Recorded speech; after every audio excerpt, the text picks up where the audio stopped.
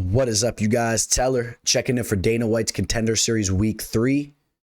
Now, last week, I told you guys we were going to bounce back. We almost hit the clean sweep on the card. We go 4 for 1 after the very tricky Week 1 to kick the season off.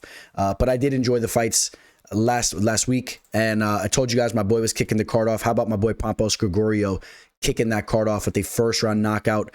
Every winner gets signed to the UFC. That's cool to see. We saw some fight finishes. We saw a nice 3-round war between Emil and Sanmez. And again, every fighter gets signed. The only fight that we did not pick correctly was the Hardwick versus Al Sawadi fight. A lot of people were on Hardwick, as was I. And I thought that he just underperformed, to be quite honest. And also, let me give some praise to Al Sawadi. He showed some development in his game. This guy's obviously committed to the fight game, came in phenomenal shape. The striking's coming around. The grappling skills are there as well. He's a well-rounded fighter, and I'm excited to see what's next for him. So another fun Dana White's Contender Series card. This is going to be another good one as well. I have really came to enjoy this show. I really look forward to this show taking place Tuesday nights. It's exciting. We're seeing the future of the sport every Tuesday. I mean, you see how many fighters Dana's signing. I mean, this is obviously where the vast majority of the UFC roster is coming from. So it's so enjoyable, man. It really is. I don't know if you guys feel the same way as I do, but I love the show. And this is going to be another good one here. In the main event, we have the undefeated Israeli Eli Aronov taking on the undefeated Zachary Reese, which Zachary Reese has been putting in some work over at Cage Fury. He's 5-0, so I'm excited about that main event. Let me not go on too much. You guys know how we do it here. We'll start with the first fight, and we'll work our way up towards the top. If you guys are interested in catching me on my social media, it's all scrolling below. Please like this video where you guys can get much more MMA betting content, specifically in regards to the UFC. Please subscribe to the channel. I appreciate you guys. Let's go jump into the first fight. Welcome to the show. This is the MMA fortune teller. Yeah.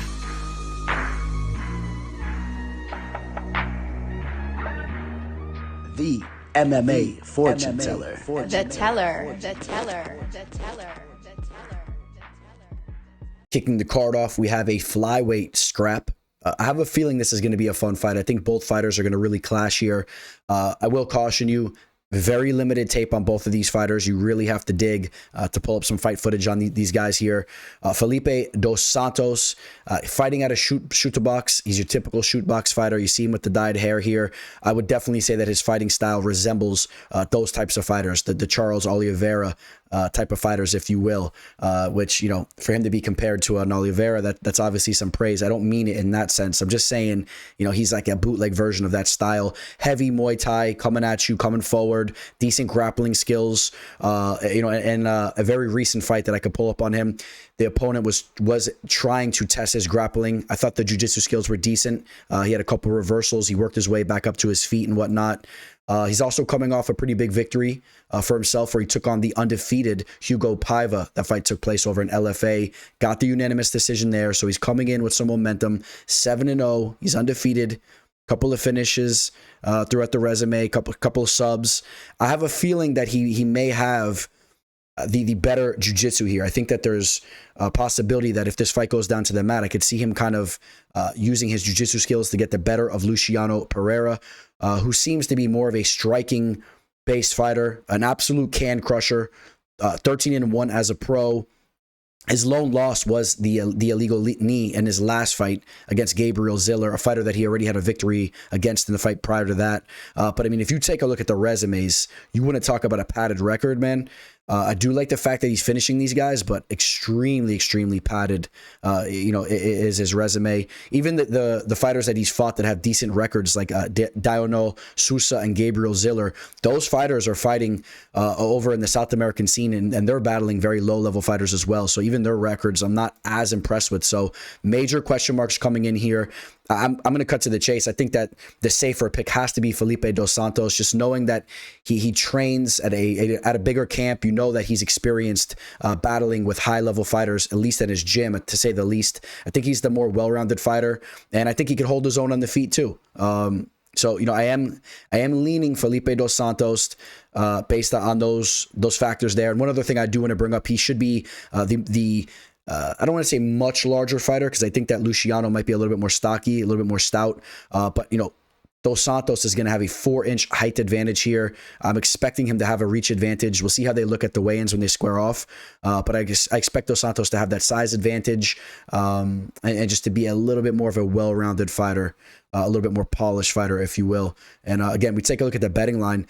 On Bovada, Felipe Dos Santos opened as a -225, and actions going his way. He was a -250, dipped back to a -240. But when you see a fighter open up as a relatively high favorite on Dana White's Contender Series and you see action coming his way, obviously there's some signs of people liking what they see out there. Some of the sharps liking what they see, maybe in around people that are around Felipe Dos Santos, that word spreading that he's a serious fighter over there, fighting out of Shuto Bucks. And we'll see how it plays out. I think that if you're targeting that line, if you're parlaying it, you're kind of blindfolded and you're throwing some darts at a map, if you will. I mean, I don't know. I mean, for you to really have that much confidence, let me know if you guys got some insider knowledge there, but I'm not really crazy about targeting a line like that. I think that is a little bit of an amateur betting move, if you would. But again, Felipe Dos Santos probably goes out there and gets the better, but don't be surprised if Luciano makes this an ugly fight in the feet and maybe lands some big shots and shakes things up. All right. I do believe that Felipe Dos Santos' defense on the feet could potentially be susceptible for him to be tagged up a little bit as well. Keep an eye on that, okay? Next fight taking place in the featherweight division. We have Razor Robbie Ring, who is undefeated as well, 6-0. He's taking on Luis Pajelo, fighting out of Peru. He's 7-1.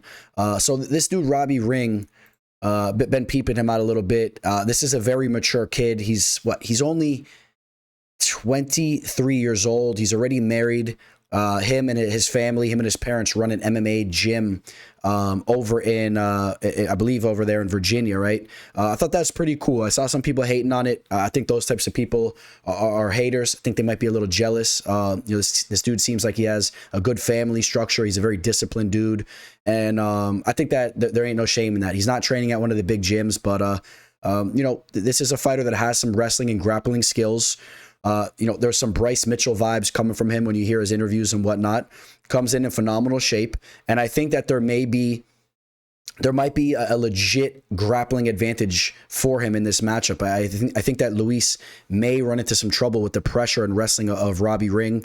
I'm not overly impressed with the striking that Robbie has shown, but at the same time, nothing too alarming there. And some of the tape I pulled up, Luis, not overly impressed with the striking that he showcased. The one thing I do like about it, though, is that he's aggressive. This is a fighter he's going to bring the fight to Robbie. If Robbie's not able to solidify those takedowns, and if Robbie's not on his P's and Q's defensively, I do believe that Luis is going to be pressuring him, looking to land some big shots, looking to bloody him up. That is a very realistic possibility. But I'm going to cut to the chase here. I got to lean towards Robbie Ring's way based on the fact that I think that the takedowns are going to be hit, and I think that he's going to be on top. And I could see him kind of drowning Luis here a little bit. I don't say it with an overwhelming amount of confidence, but that's the route I'm going here. I think that's a likely situation. You take a look at the resume. He has not tasted defeat at all, not even in his amateur fights, and he has a good amount of amateur fights there. I would argue to you that his amateur resume is just as impressive as his opponent's resume there. But again, you take a look at the competition, very low level. He has that one Darce choke over Jacob Kilburn. Jacob Kilburn, an ex-UFC fighter, but don't let that confuse you. Jacob Kilburn, not a fighter that's really not on the level. I don't know. He snuck his way into the UFC.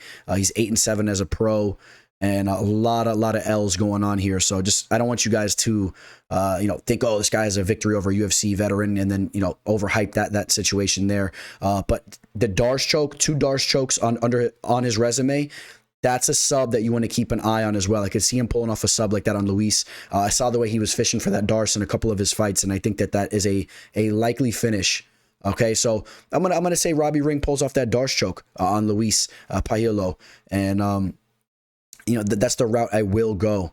And let's take a look at the betting line, where we will see that Robbie Ring, right now in Jazz Sports, he's a -186, opened up as a -170, action dipped up to a -161, and then pretty strongly jumped back the other way. I think people are leaning on the grappling here. They think he can use his wrestling skills to pull this fight off. Let's take a look at what Bovada is saying real quick. He opened up as a minus 140. He's now minus 150. So we see action going his way. A lot of people feel comfortable with taking fighters that have that grappling advantage, that grappling edge. And it's a little bit of a grappling versus striker type of matchup. But at the same time, I'm not completely ruling out that Ring could hold his own on the feet. We'll see how that fight plays out. I think it could be a fun one. And I would like to see Ring get a contract. Seems like a good dude. We're headed over to the women's side of things. We got a strawweight matchup between two fighters that have a kickboxing base. Both fighters now have 5 professional fights under their belt. Josephine Knutson, she's 5-0. She's undefeated. You have Isis Verbeek fighting out of the Netherlands. I know that she's put in some work with Biggie Boy, Jairzinho Rosenstruck. Both these fighters, like I said, they have that kickboxing experience. I believe Knutson, she has some fights over in K1, and then her opponent Verbeek has some fights over in Glory. I do believe that they both have some solid striking skills. Really, when you compare them to other women's mixed martial artists, I think they're coming in with a good base. They're solid there. Verbeek, you take a look at some of her MMA fights, and she holds her own on the feet. I like the technical abilities of her. She has a little bit more of a counter type of striking style. I could see Knutson being the fighter that is the aggressor a little bit. And, the one thing that I noticed that was a little bit different about them, I believe that Knutson has shown a little bit more on tape with her grappling. I think this is a fighter that, from the limited amount of knowledge we can get, limited amount of tape, this is a fighter that I feel could have that grappling edge. And I think that's the reason why the line is the way that it is. There's some fight footage on her where she's pushing the pace, shooting some takedowns, getting on top of her opponent. It just looks pretty stout, looks pretty strong there. She didn't really show to be one of those fighters that has that striking ability, but she's like tripping over her shoelaces, falling on her back. She's pretty stable there, if you guys know what I'm talking about. So I think that's an edge that we may see from Knutson. But I want to caution you guys, especially when we talk about the line here. I think that Verbeek is a fighter that could continuously show growth, and I think that if this fight plays out on the feet, you have 2 kickboxing type of fighters. If it stays in the feet and somehow they intertwine in a tit for tat type of matchup, I think that Verbeek can hit Knutson with some counter shots. There's some potential for that. Understand, of course, they have small gloves. You might see Verbeek land a nice shot on Knutson, bloody her up. I think the fight could potentially play out closer than the line is saying. But I want to let you guys also know that I am favoring Knutson in this fight. I like what I've seen from her with her striking, even on the MMA side of things, slightly more so, the aggressiveness, because I think she'll be the fighter that's coming forward and just being a little bit more offensive. So I like her striking more so even. And again, the grappling edge, I would point towards her way as well. She's a minus 271 on Jazz Sports. That's a heavy line there for a fight like this. She's a minus 250 on Bovada. That's a heavy line in my opinion. I really believe that is a heavy line.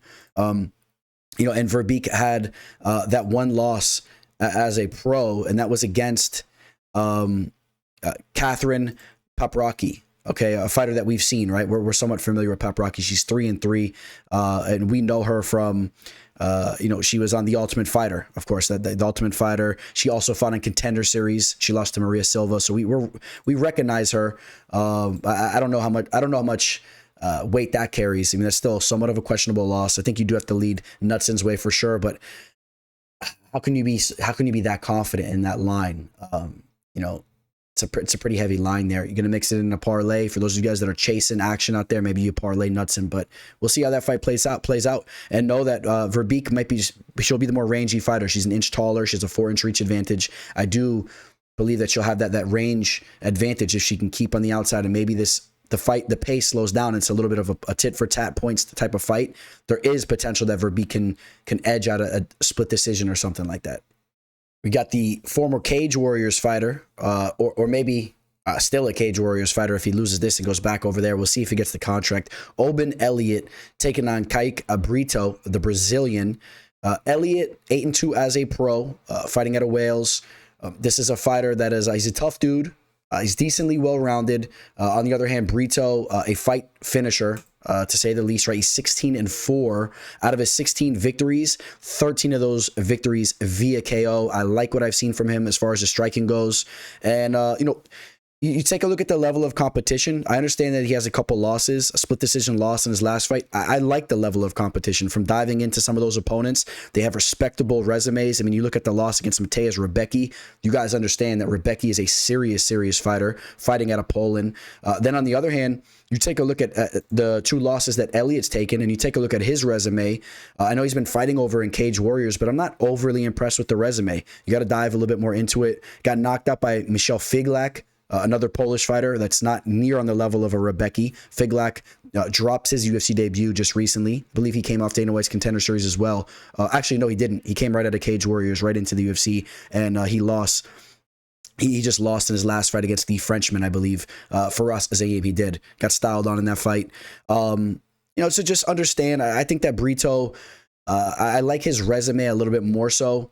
He has more pro fights. I see him having an advantage here on the feet. I think he's just going to be a little bit more quick to the shot with his strikes, man. I think that he's going to have some zest on his shots. I see him being a little bit more game here. That's what I'm seeing when I break down tape on him. 26 years old, a lot of room for growth. He's an aggressive fighter. If this fight goes to a decision, it might not be as likely as if we see a finish. You take a look at his 4 losses, and 3 of those losses coming by way of decision. So when he goes to a decision, obviously it's not as likely. He's more of a fight finishing type of fighter. Elliott has some grappling skills as well, but I think it won't be anything to overwhelm Brito. I like Brito here. I do. So you take a look at the statures. Both guys 5'11". We don't have a reach on them. I think Brito may have a little bit of a reach advantage. We'll see them square off here very soon. And Brito opened as a -165 favorite on Bovada.lv, and action going the other way. He's now -155. I think that line is decently accurate. I could see it kind of settling in right around that range with Brito being just a slight favorite. There's some question marks here with this matchup, but I feel better. I feel more confident being on the Brito side here. I think that he's just going to be a little bit more game for this spot here. Give me Kike Brito to land some big shots. Potentially we see a knockout. At the very least, I think Brito lands some heavy shots. We see some blood in the cage. And Elliott, out of his 2 losses, let's just take note real quick. Both of those losses, again, as we mentioned earlier, coming by way of knockout. So he is susceptible to being knocked out. I will edge Brito to get that finish here in this spot. We'll see how that fight plays out. In the middleweight division, we got the main event here. Aronov taking on Zachary Reese, the savage Zachary Reese, fighting out of Cage Warriors, right? Has a good amount of fights over in Cage Warriors, or at least almost all of his pro fights, I believe. He's 5-0, and he is a fight finisher, to say the least. You take a look at his pro resume, all first-round finishes. As we always talk about, not the most decorated resume, a lot of low-level fighters that he's battling against, but he's getting the job done. Actually, he fought Kevin Holland in his first ever fight, in an amateur fight, lost a decision, went to a decision with Kevin Holland back in 2012. He's a well-rounded fighter from what I've seen from him. I like the power that he possesses. I've seen him smash dudes down in the mat with elbows. I think on the feet, he's going to be throwing flying knees, throwing heavy shots at Aronov. While Aronov is more of the grappling-based fighter, that's his strength. And we've seen him go out there and take out recognizable names. He has a victory over in Bellator. In his last fight, he defeated Mariusz excuse me on this one, man. If you guys remember him, he fought in Dana White's Contender Series as well, but Kaskowitz or whatever, he submitted him via arm triangle in his last pro fight, right? If you guys don't remember him, the Canadian Polish fighter who is, he lost to Mario Souza, I believe. Yep, and then he bounced back with the victory over an LFA, and then he just lost to Aronov. I think that Aronov is going to look to use his grappling in this fight, and I don't know how much success he's going to have there. I think that Zachary Reese is the more well-rounded fighter, and I feel more comfortable being on the Reese side of things. I think that he can land some big shots in Aronov on the feet. And that's the side I'm going to be on here. I have a feeling that Reese is going to rise to the occasion here. I think that this might be an exciting fight in the main event, and I could see Reese getting a contract here. Still needs to prove more, but definitely give me the more diverse fighter that has more tools in his shed. All right, so I think that Reese will land some big shots on the feet, and I think that he'll surprise with his grappling as well. Aronov has dominated before some of these low-level fighters, getting on top of them and whatnot. I want to see how he looks against a fighter that is actually testing him in that field as well. So I like Zachary Reese here. He's very big. for this division. He's going to have a major height advantage. A 5-inch height advantage here. We don't have the reaches on them, but you could expect Reese to have that reach advantage, I'm sure. And I like Zachary Reese to get the job done. He is currently a minus 155 favorite. He opened as a minus 145. Action coming his way. And I don't have a problem with that line at all. I think that he rises to the occasion. The Israeli fight scene, it's coming around. But we've seen a lot of Israelis come through Dana White's Contender Series and get finished, let alone lose. So they really haven't solidified themselves as a country that's really pushing out a lot of fighters. They do have Natan Levy. Natan Levy's a good fighter, but they need to show more than just him, right? And I'm not ready to believe at this moment in time that Eli Aronov is that type of fighter. We have to see more from him. We'll see how he shows up in the main event on this major showcase. But I got Zach Reese, and I do not have a problem with that betting line. That's a type of line that I have no problem with and may look to bet. We'll see. All right, guys, that's going to wrap up the card. Dana White's Contender Series Week 3. I appreciate you guys a lot for tuning in and checking the channel out. Please subscribe to the channel. Please like this video. Catch me on all my social media. And as always, you guys can expect to see much more MMA content coming your guys' way. And we have the recap of UFC 292 up. Like I said, we'll have that Korean Zombie versus Max Holloway fight card coming up here on the channel, and you guys can expect just all types of stuff coming your way. So appreciate you guys in a major way. You guys all have a blessed and beautiful week. Signing out, Teller. Welcome to the show. This the MMA fortune teller. Yeah.